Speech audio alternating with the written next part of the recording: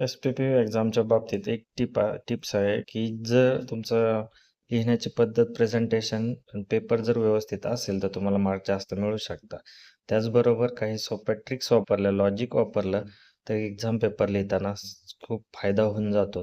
सुरुवातीच्या 4 दिवसात डायग्राम आणि काही छोटे-छोटे पॉइंट्स, ज्याला आपण स्मॉल नोट्स म्हणू, त्या काढल्या आणि त्यानंतर आदल्या दिवशी वाचल्या, तर त्याच्यातून रिमाइंड करायला खूप सोपं जातं. तुमचं ॲट द टाईम एक्झाम ह्या गोष्टी तुम्हाला रिकॉल होतात. त्यामुळं पॅटर्न एकच लक्षात ठेवा. तुमच्या ज्या गोष्टी आहेत, ज्याच्यावरून तुम्ही दुसरं काही लिहू शकता, अशाचे 1 पेज नोट्स काढून ठेवा. प्रत्येक सब्जेक्टच्या प्रत्येक युनिटमधल्या 1-1 पेजच्या नोट निघाल्या, तर 5 ते 6 मध्ये तुमचा एक सब्जेक्ट कव्हर होतो. प्रत्येक युनिटमध्ये असे 1 पेज नोट्स निघतात. त्यात रिपीटेड क्वेश्चन केल्या, तर तुम्हाला त्याचा फायदा अजूनही जास्त होतो. त्यामुळे हे करून आपला एक्झाम पेपर व्यवस्थित लिहा.